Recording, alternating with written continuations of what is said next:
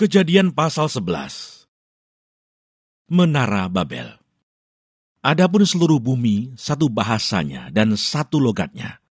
Maka berangkatlah mereka ke sebelah timur dan menjumpai tanah datar di tanah Sinear. Lalu menetaplah mereka di sana.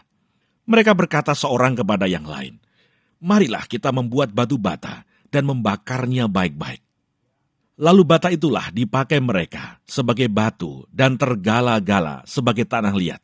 Juga kata mereka, "Marilah kita dirikan bagi kita sebuah kota dengan sebuah menara yang puncaknya sampai ke langit. Dan marilah kita cari nama, supaya kita jangan terserak ke seluruh bumi." Lalu turunlah Tuhan untuk melihat kota dan menara yang didirikan oleh anak-anak manusia itu. Dan ia berfirman, "Mereka ini satu bangsa dengan satu bahasa untuk semuanya. Ini barulah permulaan usaha mereka. Mulai dari sekarang apapun juga yang mereka rencanakan, tidak ada yang tidak akan dapat terlaksana.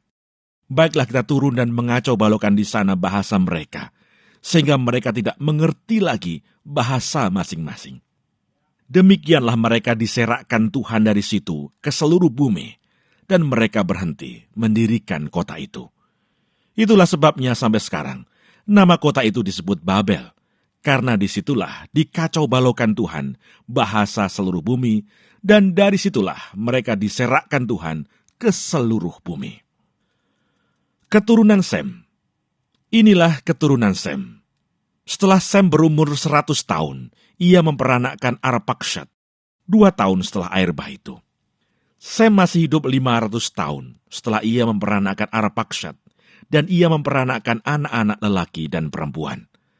Setelah Arpakshad hidup 35 tahun, ia memperanakkan Selah. Arpakshad masih hidup 403 tahun setelah ia memperanakkan Selah, dan ia memperanakkan anak-anak lelaki dan perempuan. Setelah Selah hidup 30 tahun, ia memperanakkan Eber. Selah masih hidup 403 tahun setelah ia memperanakkan Eber, dan ia memperanakkan anak-anak lelaki dan perempuan.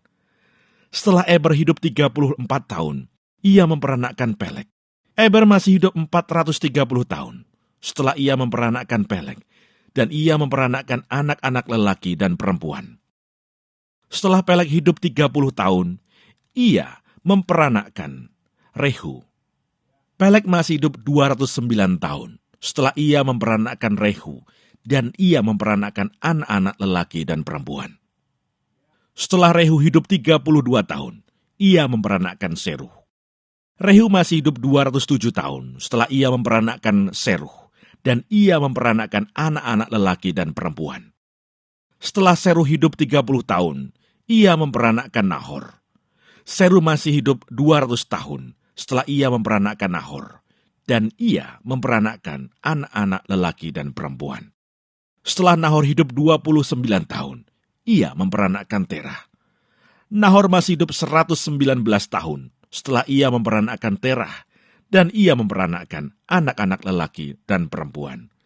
Setelah Terah hidup 70 tahun, ia memperanakkan Abram, Nahor, dan Haran.